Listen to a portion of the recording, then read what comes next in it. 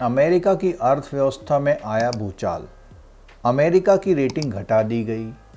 ये सब जानकारी आजकल न्यूज़पेपर में चल रही है। आइए इसको विस्तार से बहुत सामान्य सी भाषा में समझाता हूँ। देखिए, आप जब भी कभी लोन लेने जाते हैं तो एक आजकल सिबिल स्कोर चलता है। तो बैंक आपका सिबिल स्कोर देखता है और सिबिल स्कोर के अकॉर्डिंग 600, 700, 800 जो आपके स्कोर आया है उसके अकॉर्डिंग आपको लोन देने के लिए रेट ऑफ इंटरेस्ट करता है, और अगर ज़्यादा सिबिल खराब है तो लोन नहीं देता है। ये जैसे आपका सिबिल स्कोर देखा जाता है, वैसे भी जो देश हैं उनका भी क्रेडिट स्कोर देखा जाता है, कंपनियों का भी क्रेडिट स्कोर देखा जाता है। अगर हम रेटिंग एजेंसीज़ की बात करें तो इंडिया की अगर बात करें तो इंडिया में रेटिंग एजेंसीज़ हैं CARE, ICRA, SMERA, Fitch India, Standard and Poor, CRISIL. तो ये जो हैं यहाँ पर इंडिया में चलने वाली रेटिंग एजेंसी है। ऐसे ही कुछ रेटिंग एजेंसीज इंटरनेशनल लेवल पे काम करती हैं, जैसे बात करें standard and poor, Ernst and Young's, और उसके अलावा जो है फिच इंटरनेशनल, जिसने अमेरिका की रेटिंग को डाउन किया हुआ है।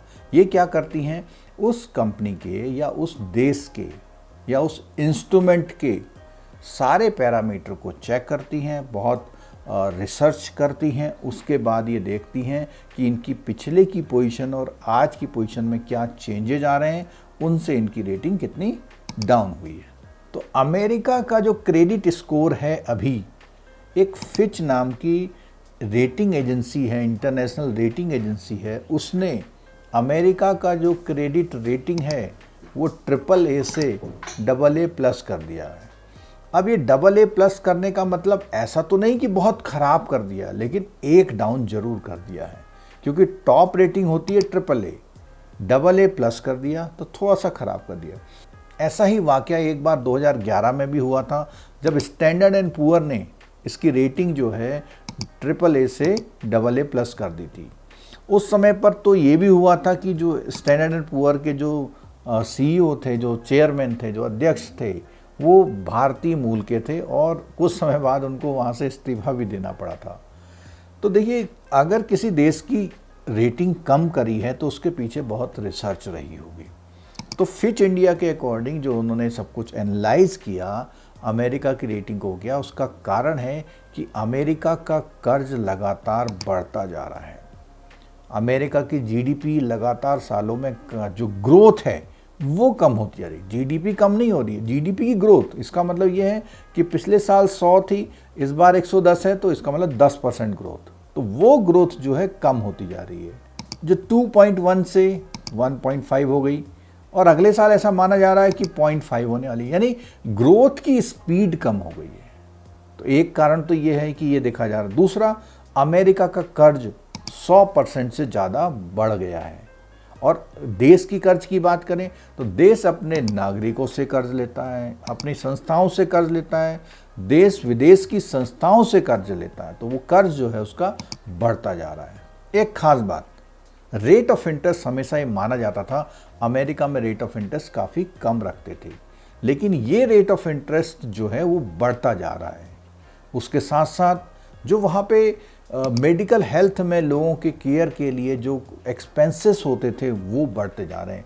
है तो अच्छी बात, अगर वो खर्चे बढ़ भी रहे हैं तो भी कोई बात नहीं, लेकिन जो अर्थव्यवस्था है अमेरिका की, उस पर बोझ पड़ने लगा। ऐसा माना जा रहा है घाटा जो है, जिसको हम बजटी घाटा बोलते हैं, यानी बजटी घाटा से मतलब ये होता है कि हमारा देश कितनी कमाई कर रहा है और कितना खर्च कर रहा है।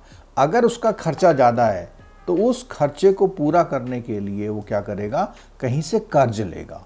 तो वो जो है 6.3% इस आने वाले साल में होने वाला है, उससे अगले बार वो 6.6%, फिर उससे अगले साल वो 6.9%, यानी 7% हो जाएगा। तो ये घाटा जो लगातार बढ़ने की जो उम्मीद है, ये भी एक नुकसानदायक बात हो सकती है। एक चर्चा ये आ रही कि आजकल अमेरिका में गवर्नेंस यानी सुशासन अच्छा नहीं चल रहा है, यानी कुछ ऐसी शिकायतें आ रही हैं कि जिस तरह पहले चलता था वैसा नहीं चल रहा। एक पिछली बार जब ट्रम्प सरकार थी, क्योंकि वो इंडस्ट्रियलिस्ट हैं बहुत बड़े, ट्रम्प सर जो वहाँ पे प्रेसिडेंट थे, अब उन्होंने क्या किया था कि जितने इंडस्ट्री को बेनिफिटेड करने के लिए वहाँ जो कॉरपोरेट टैक्स थे उसकी रेट कम कर दिए थे। तो उससे क्या होता है, अगर टैक्स को कम करते हैं तो देश में कमाई कम हो जाती। तो इससे क्या हुआ कि जो अमेरिका है वहाँ पर उस देश की कमाई थोड़ी कम हो गई। अब बात ये करते हैं कि अमेरिका की इतनी बात क्यों होती है। देखिए अमेरिका जो है दुनिया की नंबर 1 अर्थव्यवस्था है। अगर दुनिया की नंबर 1 अर्थव्यवस्था है उसमें कोई दिक्कत आ रही है तो उस अर्थव्यवस्था में आने वाली दिक्कत का प्रभाव और भी देशों की अर्थव्यवस्था में पड़ता है और पूरा विश्व एक जो इकोनॉमिक स्लो डाउन होता है, जहाँ पर हमारी फाइनेंशियल पोजीशंस जो है पूरे देशों की कमज़ोर होने लग जाती हैं, तो एक मंदी का दौर शुरू हो जाता है। तो इसलिए इसको चिंता का विषय माना गया। तो दोस्तों वो ये सब बहुत छोटी छोटी सामान्य सी ऐसी बातें थी जो आपको आसानी से समझ में आ गई होंगी। तो अमेरिका का देश का अर्थव्यवस्था स्लो हो रही है, अमेरिका डूबने वाला, ऐसी कोई चिंता करने की बात नहीं है।